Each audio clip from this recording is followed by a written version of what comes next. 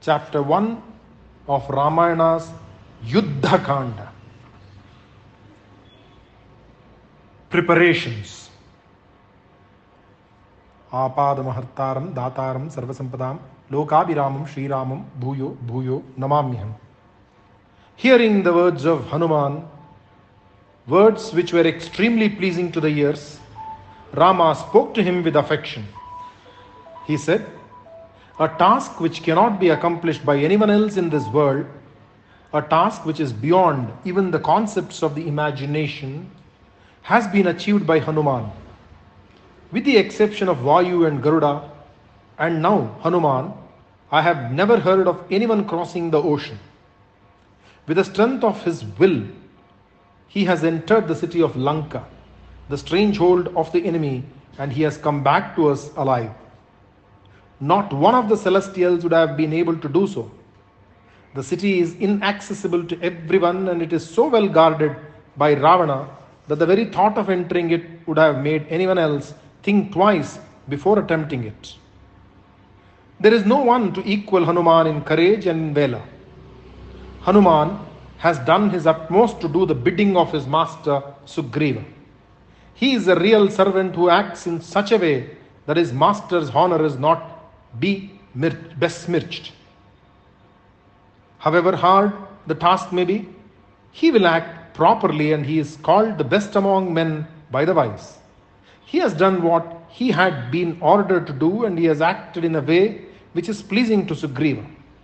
Hanuman, Lakshmana and I have been helped by you since you have discovered Sita for us.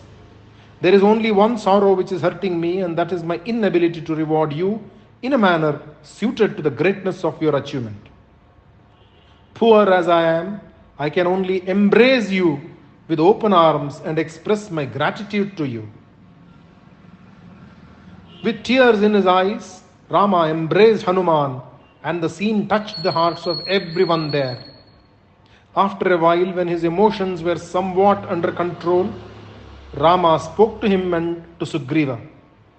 "Sita has been found, and yet my mind is not quite at ease, since the thoughts of the sea is frightening. Hanuman could do it, but how can all of us, the entire army, cross the wide sea?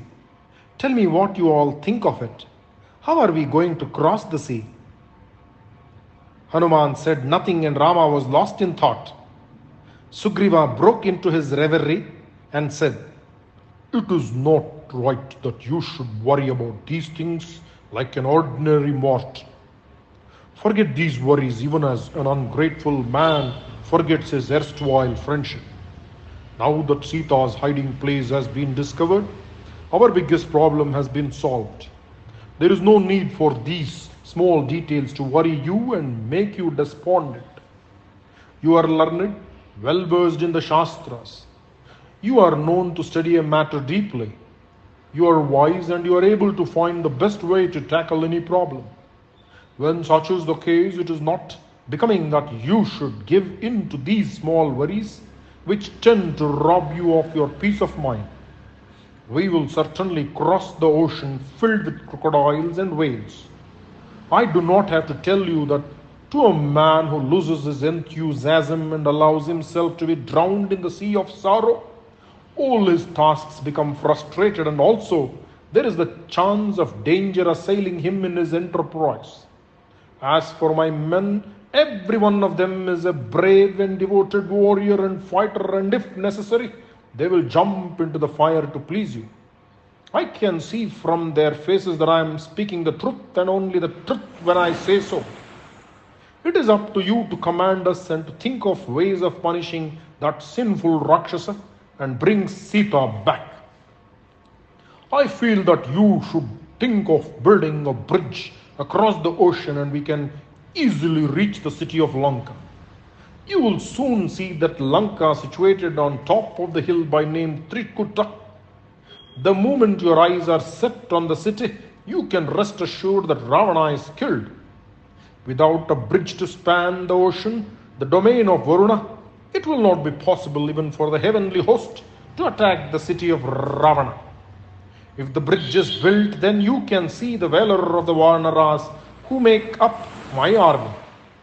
They are able to assume what form they will, and they are all, every one of them, able to kill the enemy. Rama, my friend, please shed this depression which destroys the task even before it is begun. In this world, it is worry which causes mental unrest in man and dampens his enthusiasm. You must not give in to this weakness. You must show your natural firmness in this context. This is not the time for sorrow. Remember, we are all here to help you and make up your mind to rouse us into action. There is no one who will be able to face you once you enter the field of battle with a bow in your hand. No one in all the three worlds can think of opposing you. You have entrusted a duty to us, and we will stand by you throughout. Cross the ocean and see Sita soon. Anger is the weapon with which you can frighten the enemy, and you should shed this sorrow and adopt anger instead as your armor. You must think of a plan by which the ocean can be crossed, and the rest is in our hands. Once the crossing of rivers is achieved, the rest is easy. You can be sure that my army will be able to destroy the Rakshasa army with the help of trees and rocks. I am confident that we will be able to destroy that army. We are going to cross the ocean, and we will soon be seeing Ravana dead. The omens are all good, and I am certain that you will court victory in the war with Ravana. Rama listened to the words of Sugriva, and his mind found a semblance of peace. He turned to Hanuman and asked him, I am sure to think of some method by which the sea can be crossed. My tapas will stand me in good stead, or if nothing else works, I will drain the sea and make a pathway for the army. Tell me more about the city of Ravana. How many fortresses are there? What is the strength of the army? What are the securities with which the gateways are guarded? How are they constructed? How is the city protected, and how is the city built? Tell me in detail and make it graphic enough to make the picture rise before my eyes. You have seen the city in its entirety, and I know how intelligent and far-seeing you are. You must have collected all the information necessary for us to attack the city and to assure us of victory. Hanuman stood humbly before Rama and recounted to him in detail all the many defenses which Lanka boasted of. He described in detail the formation of the city, of the architecture, of the strength of the fortress, and all about the army and the gateways which decorated the city. He told Rama about the valiant Rakshasas who were part of Ravana's army and who guarded the city so jealously. He spoke then and only then about his own prowess, because of which a part of the army was destroyed. He spoke very wisely. He did not underrate the strength of the enemy, and at the same time he assured Rama that their own army, made up of the mighty Vanaras and led by great fighters like Angada, Dvividha, Mainda and others, were capable of subduing the strength of Ravana's army. He concluded, it is very well guarded city, and well nigh impossible to enter. But that applies to ordinary men, not for one like you, and you are sure to find it easy to bring Sita back after killing Ravana. Please command us as to what should be done. You should think of an auspicious moment when we should begin our march, and as for us, we are willing to set out immediately. Jai Shri Hanuman, Jai Shri Sita Ram. Shri Rama Rama Rameti Rame Rame Manorame Sahasranama Tattulyam Ramanama Varanane. Om Shri Ramar Panamastu. Chapter 2 of Ramayana's Yudhakhanda, the march southwards. Shri Ramaya Ramabhadraya Ramachandraya Vedase Raghunataya Nataya Sitaya Pataye Namaha. Rama listened to the words of Hanuman with great attention and said, I assure you I will destroy Lanka. As it happens, the sun has reached the zenith and the time of the day is called Vijaya. It is sure to forbade victory to us if we begin our march now. Sugriva, We can arrange to leave immediately. I have followed your advice and anger has now filled my heart. How can this Rakshasa hope to be left alive after he has dared to steal my queen? And where can he go to escape my wrath? When she hears about my arrival in Lanka, Sita will once again want to leave, and like a dying man who has been fed with poison will find hope sprouting in his heart when he sights Amrita, she will long to leave and abandon all thoughts of death. Today the star is Uttara and tomorrow it will be Hasta. Let us begin our journey. I can see good omens which you spoke about, and I am certain that I will kill Ravana and rescue Sita. My right eye is throbbing and it means success in our endeavor.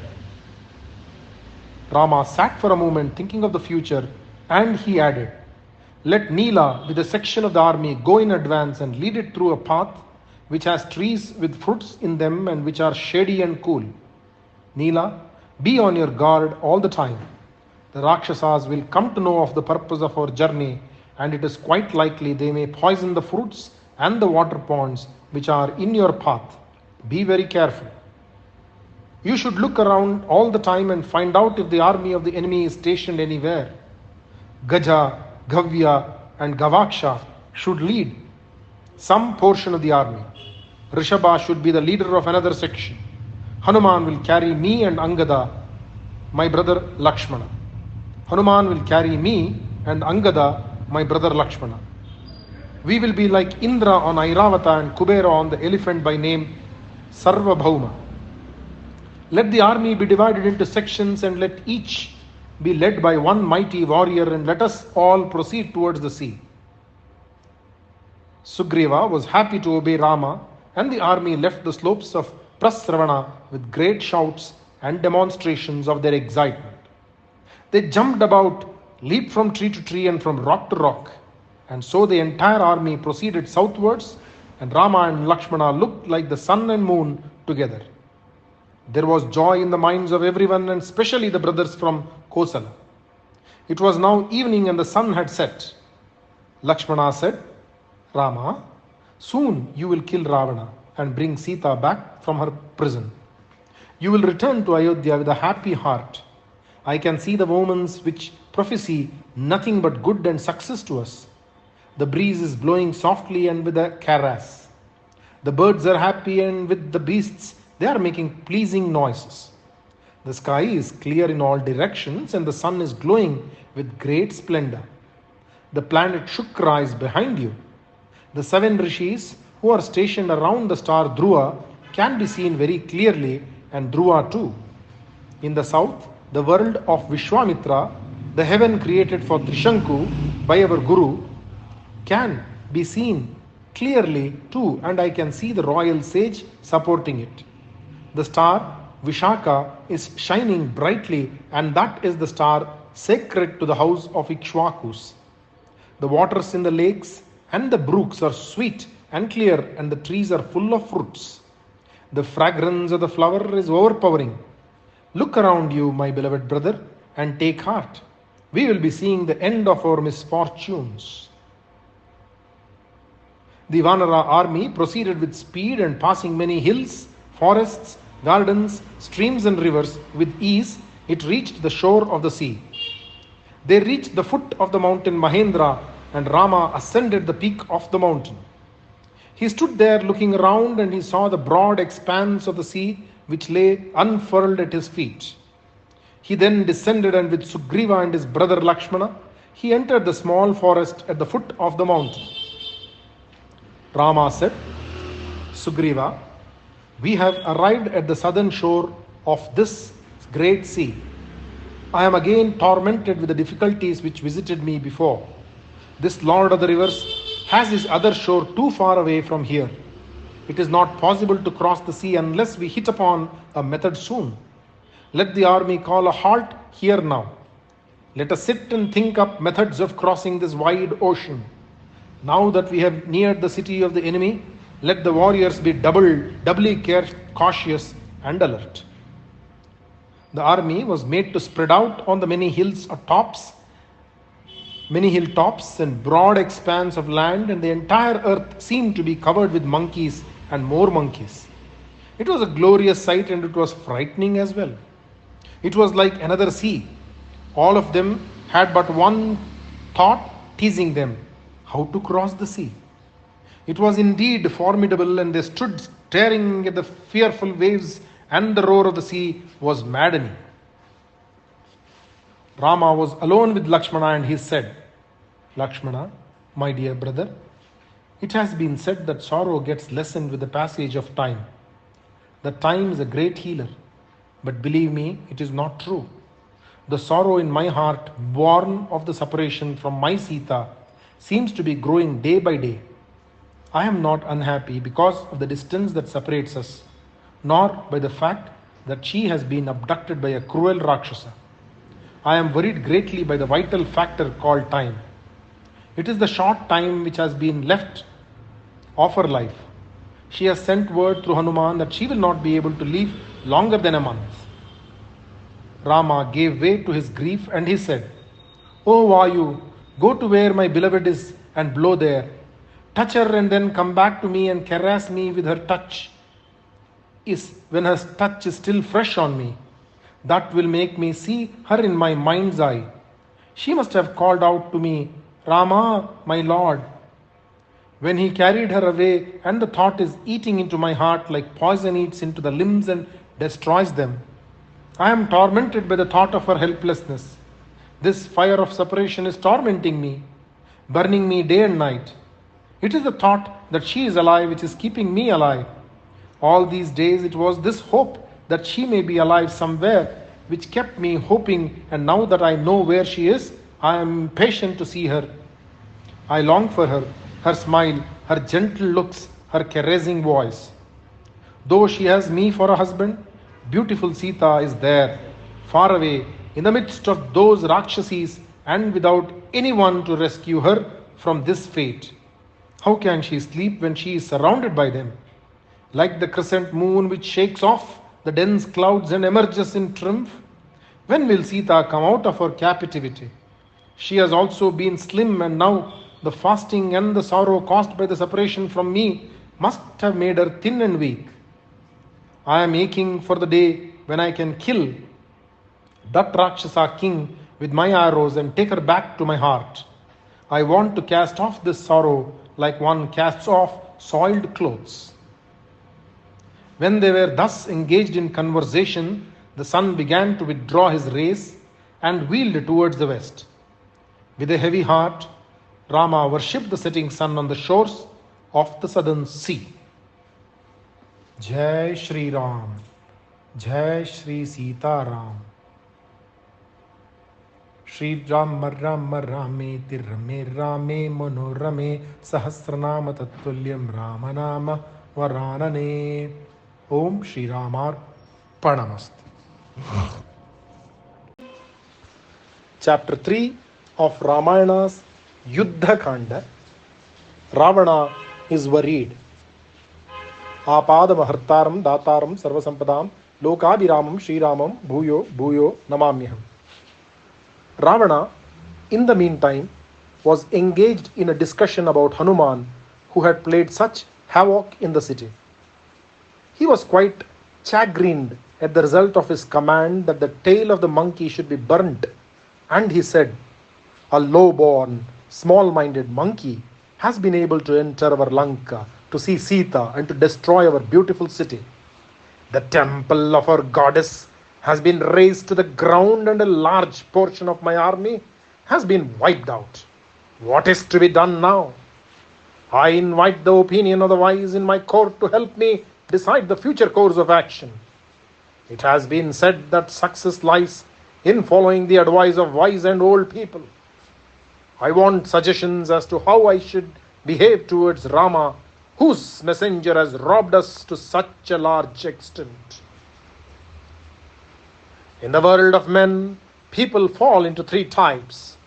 The best among men is he who depends on his wise ministers for guidance.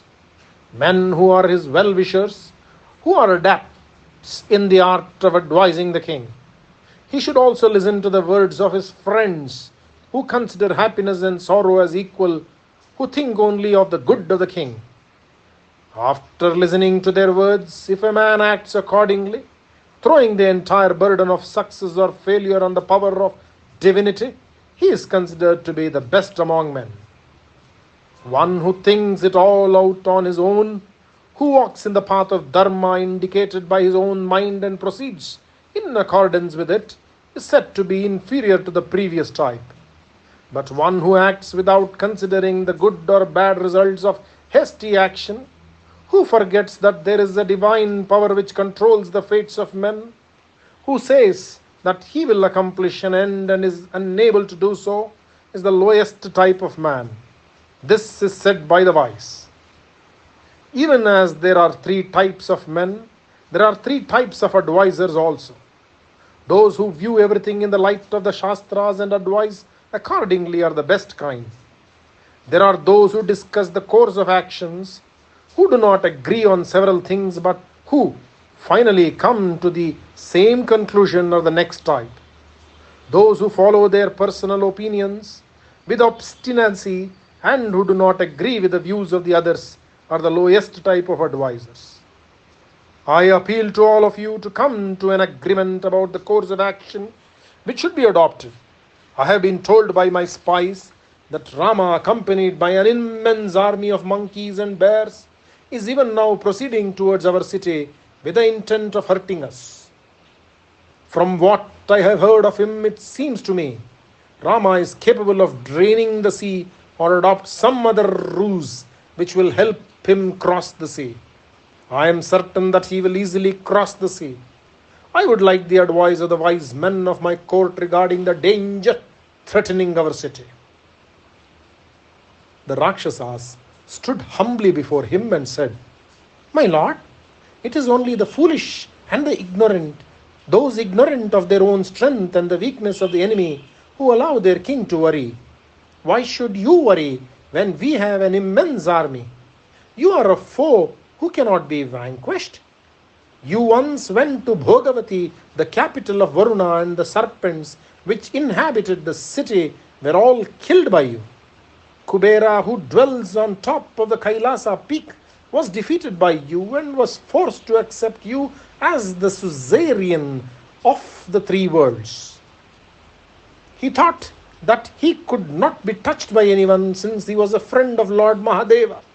But you humbled his pride and took away from him his Pushpaka. Maya, the lord of the Asuras, wanted to be friendly with you, and he gave his daughter Mandodari to you in marriage.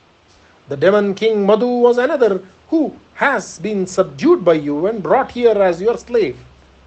The inhabitants of Patala have all been made to fear you and your prowess. From them you have learned the art of fighting in the Maya fashion. Varuna's sons were killed by you since they dared to oppose you. Yama, the god of death, has been defeated by you. Do you think Rama can equal any of these opponents of yours? We feel that you do not have to go to the field of battle at all. Your valiant son Indrajit can easily kill all the Vanaras, and you need have no fear. He has performed a yaga and has pleased Lord Mahadeva. He has been granted a boon by the Lord. Have you forgotten how he fought with the Devas, and when he was victorious was given the name Indrajit? Indra was brought to Lanka as a captive by your son. It was because Brahma asked you to that you released Indra and allowed him to go back to the heavens. My lord, we suggest that you send your son Indrajit to fight these two men with their army of monkeys. The entire army will be destroyed along with Rama in a matter of moments. This is not important enough for you to worry over. Rama will be killed by you, and we are certain about it. Prahasta, the favorite minister of Ravana, stood up and said, The Devas, Asuras, Gandharvas, Pishachas have all been conquered by you, and why do you pay any attention to this mere man? Why should a hero like you devote so much thought to this Rama? If you are thinking of the incident of the monkey which came here and caused such havoc, It is because we were all caught unawares and were deceived. I assure you it will not happen again. Let them see me in a battle, and Rama cannot escape death at my hands. Allow me to go and fight with them, and I will rid the surface of the earth of all monkeys.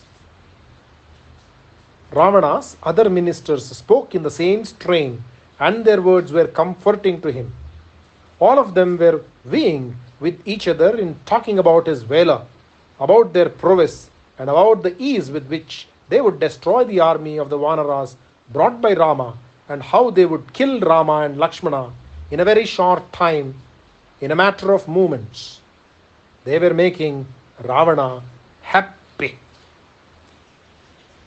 Jai Shri Ram. Shri Rama Rama Rame Tirame Rame Manorame Sahasranama Tatulyam Rama Nama Varanane. Om Shri Ramar Pranamast. Chapter 3, Part 2 of Ramayana's Yudhakhanda. Ravana is worried. Apada Mahartaram Dataram Sarvasampadam Lokabhiramam Shriramam Bhuyo Bhuyo Namamyaham. Vibhishana stood up and he spoke words of wisdom. He said, My beloved brother, for a task to be successful, one should adopt 3 methods: Sama, Dana, and Veda. If all 3 of them fail, then and only then should the method of Danda be adopted. The punishments meted out by fate succeed only in the case of one who is arrogant and careless, and again, for those who are cautious, very cautious, but are abandoned by the gods. I have heard about Rama. He is reputed to be cautious, ever victorious, and what is very significant, he has the gods on his side. He has conquered anger, and no one can approach him in greatness. How can you contemplate opposing him? Consider the feat of Hanuman. He has crossed the sea which we thought was too wide to be tackled by anyone. We could never underrate the valor of the enemy and that of his army. Do not judge them in a hurry. Consider the situation. Has Rama offended you? How? It is you who stole his wife from the Janasthana, and you have kept her captive here. Kara had overstepped the rules of behavior. His cruelties were innumerable, and so Rama decided to kill him and his army. Lusting after another man's wife is the cause of infamy. It lessens your lifespan and it destroys your right to a place in the other world. It is a virulent poison which kills everything it touches. It is a breeder of further sins. I assure you, this act of yours has not done us any good. Sita will be the cause of untold misery for you and for all those who depend on you. I advise you to take my words for what they are worth and return Sita to Rama. What is the purpose of an act which causes a fight? Rama has not swerved from the path of Dharma, and he is a dangerous opponent. It is not right that we should hate him and earn his hatred. Trust me to speak words which are meant for your good. Restore Sita to Rama, or else this beautiful city will be ruined by his arrows. The frightening army of Vanaras will enter the city. If you do not act at once, great danger awaits all of us.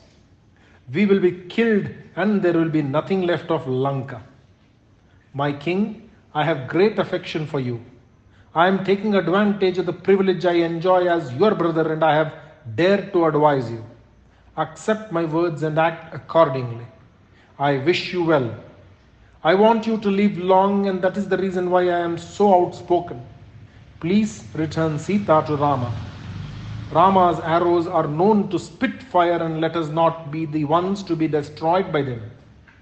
Anger is to be avoided since it blinds man.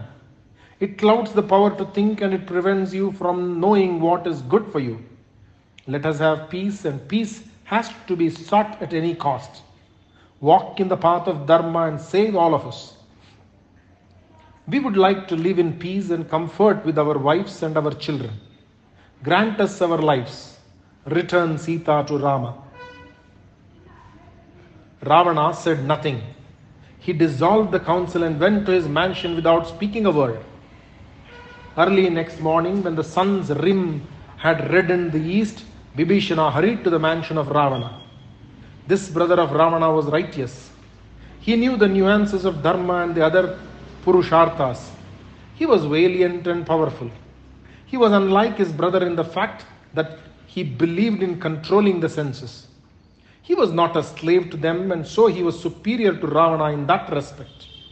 He entered the mansion even as the sun enters a bank of clouds. He listened to the chanting of the mantras which were recited to safeguard the king from evil. Vibhishana walked into the inner chambers, and there he saw his brother, the king. He went near him and prostrated before him. He spoke the conventional words which a subject speaks when he sees his master. Ravana, signaling to him to a seat, and Vibhishana seated himself. There was silence for a long moment. Vibhishana was well conversant with the art of talking. He knew what should be spoken when and where, and he could also guess when his words were effective and when they fell on deaf ears. He was happy to find Ravana alone in his apartments and decided to speak words steeped in wisdom to the erring king. Vibhishana said, "My king, evil omens have been seen in our city from the moment Sita entered it. They presage a great calamity to all of us. For instance, the fire which has been kindled by the incantations does not burn without smoke. It emits sparks and belches smoke which is dark like the night. The havis which is meant for worship is often polluted by ants. Cows have been giving very little milk and not in profusion as they were wont to. Elephants are listless and they are off their food. Our animals shed tears for no reason at all. Crows are making a raucous noise all the time and they sit on top of the vimanas. Eagles and other birds of prey are wheeling about in the skies. Jackals make mournful music throughout the night. I am afraid for the inmates of our city and for you, my lord. Please send Sita back to Rama. Please do not for a moment think that I am saying this to save myself from destruction. I am not worried about myself, but I am afraid for you. I am frightened of the fate which awaits you if you persist in this path you are walking in. The many ministers who spoke to you last night in the council hall were silent about these omens which have been observed by each and every one of them. It is the duty of a minister to tell the king everything, whether it is good or bad. It is for the king to decide on the course of action he should adopt. My dear brother, I beseech you, return Sita to Rama and live in peace." Vibhishana's words were well meant and they were logical, and he had explained the urgency of the act he was suggesting. Return Sita to Rama. However, Ravana would not listen. Blinded by his intense love for Sita and by anger which was second nature to him, Ravana spoke harshly. He said, "I do not see any danger from the enemy. Rama will never get back Sita. I can assure you of that.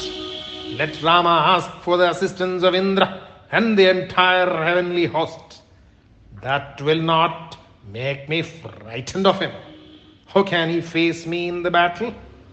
I do not need the advice born of cowardice." Ravana stood up and signaled to Vibhishana that he was not willing to listen to any more words. The talk was ended and Vibhishana had to go back without achieving anything.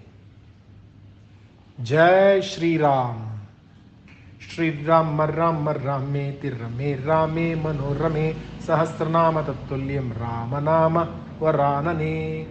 Om Shri Ramar Pranamastu.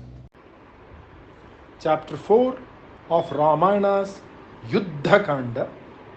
Ravana loses Vibhishana. Apadamahartaram Dataram Sarvasampadam Lokabhiramam Shriramam Bhuyo Bhuyo Navamyam. Ravana was worried. He thought that another council of war had to be assembled.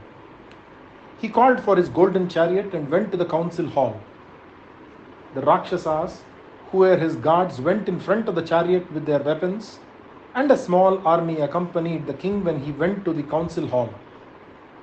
He passed through the wide streets of the city, and bugles and drums announced that the king was passing by. The white umbrella was seen by the citizens as they stood watching their glorious warrior king pass by. They were very fond of their master.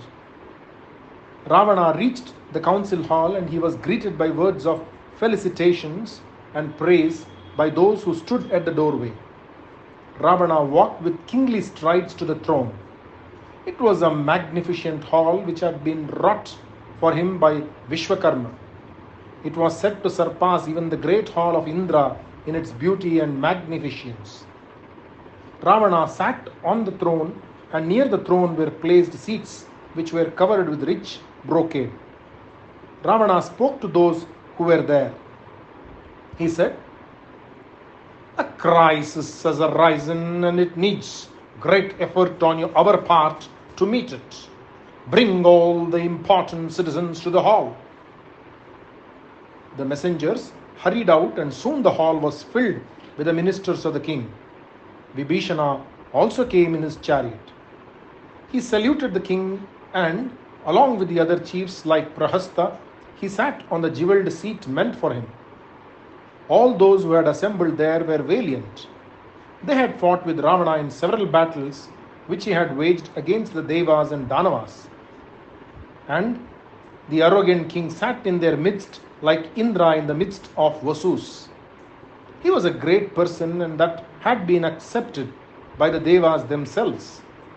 Ravana looked around him, and he first asked Prahasta to make arrangements for setting aside a portion of the army to guard the city. Prahasta, the commander, agreed to do so. Ravana then spoke to the assembly. "I have summoned all of you, since I know that you are all my well-wishers and will advise me properly at this juncture. I have never known you to fail me at any time. I have been wanting to talk about an important matter, but I was waiting for my brother Kumbhakarna to wake up from his sleep. He is awake, and he is here. I wish to tell you all about Sita. She was brought here by me from Dandaka forest. You know only too well that it was the dwelling place of our Rakshasas. I find that she refuses to accept my love. There is no woman equal to Sita in all the three worlds. She is beautiful. Words cannot be found by even poets to describe her beauty. I have become a slave to this passion which is burning me like fire. She thinks of Rama, and she refuses to look at me. I have granted a respite for a year as per her request, and it is to end soon. I have now been told that Rama has collected an army of Vanaras and is proceeding towards Lanka with a desire to rescue his wife. How can the sons of Dasharatha and the monkeys cross this wide sea?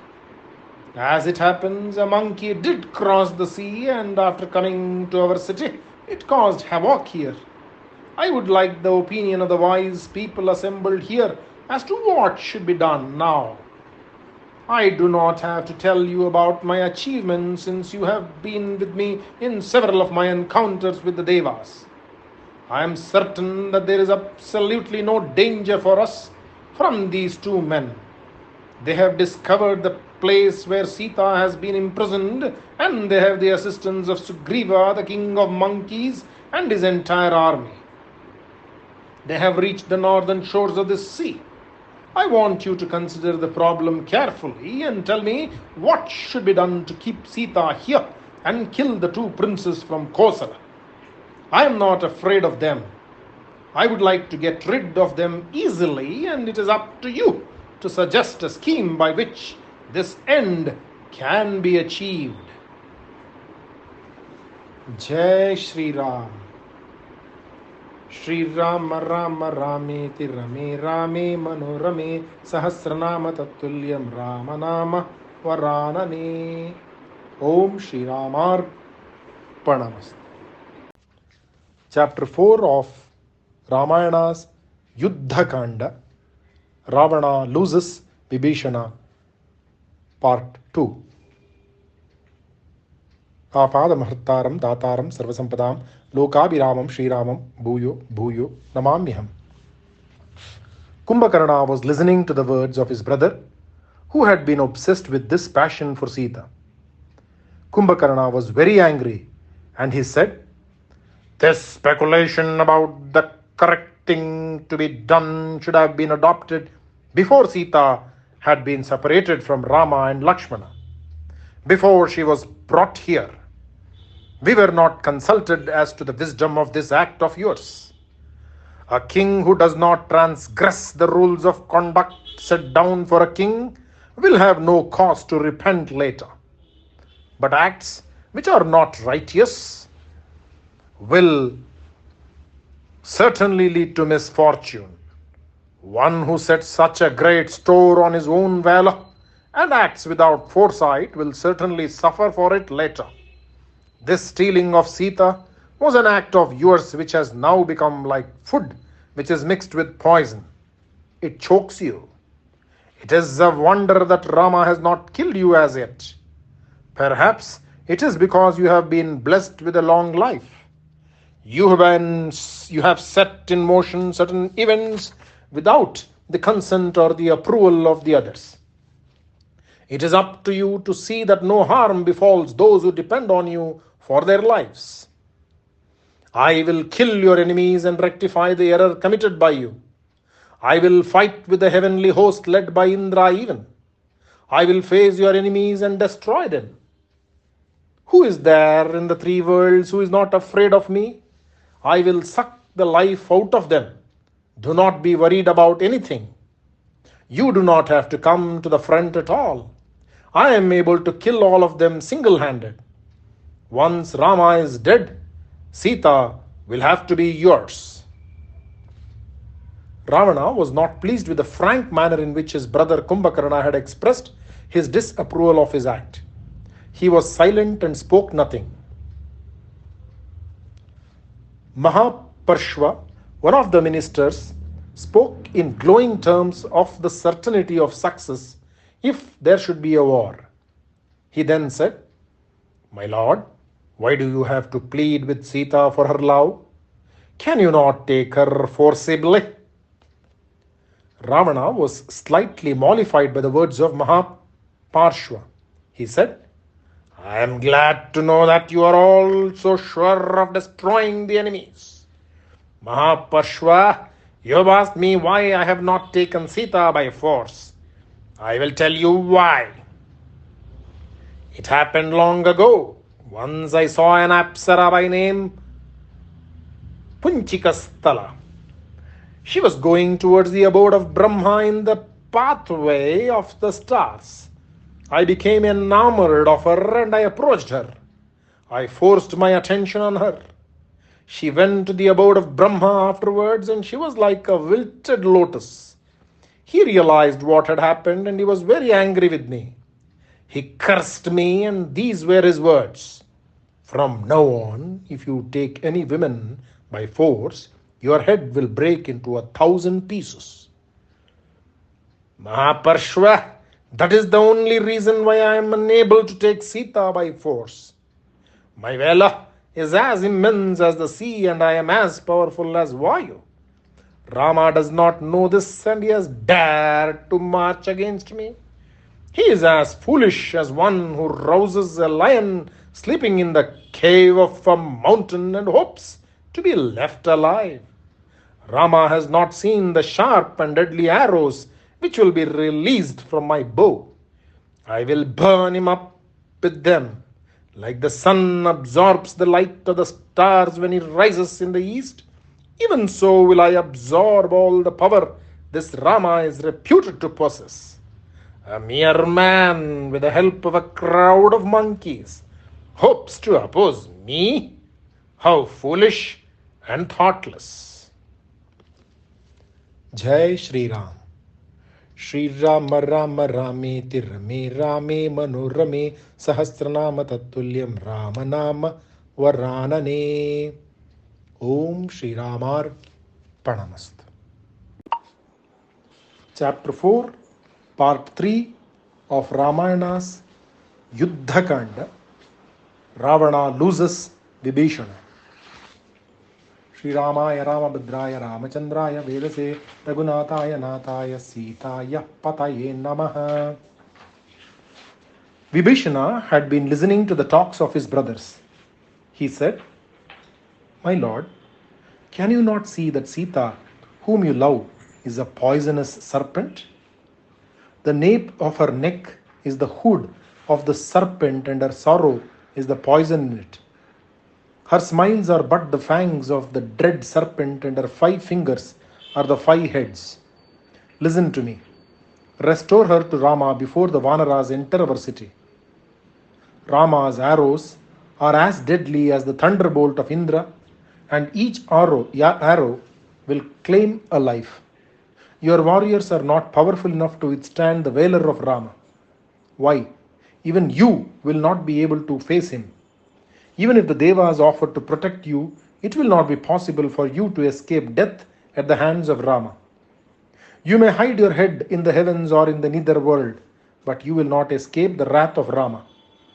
Prahasta, you are bragging about your valor. Wait till you face the sharp arrows from the bow of Rama." He waited and listened patiently to the words of protest from the warriors and continued. "You are wrong. You are all wrong. The words of the king, those of his brother Kumbhakarna, and the words spoken by you all are all wrong. You cannot gauge the strength of Rama. Never. The certainty with which you and the king and Kumbhakarna speak is as improbable as the thought of an impure man who thinks he can attain the heavens. No one has been born who can kill Rama. Even the gods will not be able to gauge the strength of Rama. None of you will face him in battle. This, our king, is cruel both by birth and by nature. He is impulsive and acts without thinking of the consequences. He does things which are forbidden. He is led to his destruction by people like you who pretend to be his well-wishers but are really his enemies. You are all encouraging him in the path of destruction and ruin. A dread serpent is holding him in its coils, and it is up to you all of you to release him from it. Instead, you are all hurrying him towards his death. You should stop him and use force, if necessary, to save him from himself. He is heading towards the dreadful and dangerous sea by name Rama, and you should rescue him from certain death. You should advise him to return the Princess Sita to her husband, and I repeat that this is the only course open to the king. A minister who has the welfare of his king at heart must consider the strength of the enemy and compare it with that of the king. He should also think of the power of fate and find out if the gods are against us. After due consideration, he should arrive at a decision which will be good for the king and the country." Indrajit was listening with impatience to the words spoken by Vibhishana. He said, "Father, king, I am surprised at the words of your younger brother. They are ineffectual and they are spoken by a coward. It will taint your name with infamy if you listen to him. In this house, no one will follow such words, nor will he speak such words if he is really belonging to our lineage. Your brother is unlike his brothers in everything. In the natural qualities of the family, in valor, in might, in manliness, in the power to be firm in the face of a crisis, in the tolerance to any stain on the name of the house. Vibhishana, you are a coward. You praise the 2 princes from Ayodhya to the skies. What are they? The weakest of Rakshasas will be able to kill both of them. Why do you frighten everyone with your talk about Rama and his invincibility? I have had the prowess to bind the Lord of the heavens and bring him captive to our city. The heavenly host fled in panic when they saw me. Have you forgotten that, or am I saying something which is untrue? I took the Airavata by the tusks and pushed it to the ground. I have made a name of us as a formidable warrior. Why should you assume that my valor will all vanish when accosted by these two mere men? Why do you underrate my valor? Vibhishana listened to the words of his nephew with a calm and placid look. He tried to make him understand the reason for his talk. He said, "Child, Meghananda, you are yet young and your thinking power is not fully awake. You have not learned the great lesson to discern between what is right and what is wrong. Your words are meaningless and you are but seeking your destruction by such bravado. Even when you are told about the greatness of Rama, you are not able to recognize the danger that is awaiting you and you think you are helping your father. But really, you are his enemy because you are encouraging him in his delusions about his own grandeur. I am certain that you will meet your death very soon. The king should not have invited an inexperienced warrior like you to the council chamber. He is also courting death by his behavior. Child Indrajit, you are not aware of the path of Dharma. You are not able to realize that there are certain things which will be impossible for you to do. You are not quite disciplined and you do not know how to respect elders and the words of those older and wiser than you. You are not wise nor are you generous in your thoughts. Your thoughts are ever bent on wickedness. You are talking without any sense. You know nothing of the potent arrows which will be leaving Rama's bow very soon. Jai Shri Ram. Shri Rama Rama Rameti Rame Rame Manorame Sahasranama Tattulyam Ramanama Varanane. Om Shri Ramar Pranamast. Chapter 4, Part 4 of Ramayana's Yudhakhanda. Ravana loses Vibhishana. Apadamahartaram Dataram Sarvasampadam Lokabhiramam Shriramam Bhuyo Bhuyo Namamyam. Vibhishana turned to the king and said, My lord, please listen to my advice. Take with you the rarest gems which you have and take Sita with you. Go to the presence of Rama and give her back to him. You can then shed this worry and we can all breathe sighs of relief and live long and happy lives. I entreat you to do as I say. Spurred by fate, Ravana would not listen to the words of Vibhishana. He turned to his brother and spoke harshly to him. He said, I realize the truth of saying that one can live amicably with one's enemy. With a serpent which has been angered, but he should not live with one who appears to be friendly but who, in reality, is devoted to the enemy. I am only too familiar with the nature of Gnatis, that is kinsmen, in all the three worlds. Men like you are ever in one's company, and they seem to be happy too, and yet all the while they are whetting their swords, which will be raised against their own people in times of danger. They are traitors and are evil-minded. It has been said that all good fortune is to be found in cows. Control of the senses is to be found in Brahmins. Fickleness is ever to be found in women. And danger in the minds of Gnatis. Oh, it is true. I have won honor in the world of men.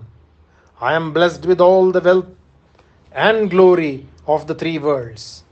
I have placed my foot on the heads of my enemies. Evidently you do not like it. The water drops which are cradled in the leaf of the lotus are never attached to the lotus. They are always aloof. It is even so with the affection of low-minded men. They are never attached to those who support them. The bee visits the flower, and after it has sucked its fill, it does not remain with the flower. You are like the bee. The love of small minded people is like the roar of the cloud during the season Sharad. It is very noisy, but there is not a single drop of rain. Vibhishana, if the words you have spoken had been uttered by anyone else, I would have seen to it that he died on the spot. But you are beneath even that anger. You are a traitor to me. You are a disgrace to my family. I have no wish to look at you even. Vibhishana had been trying to advise him against his own folly, and the king had hurt him abominably with his words. Suddenly, Vibhishana rose up from the ground, and with him 4 of his followers. He was furious with Ravana, and poised in the sky he spoke to his brother, O king, you happen to be elder to me, and so you can say anything you please. The elder brother has to be treated as a father by the younger ones. But my lord, you refuse to walk in the path of Dharma. I meant to save you. I had but one thought in my mind, and that was your well being.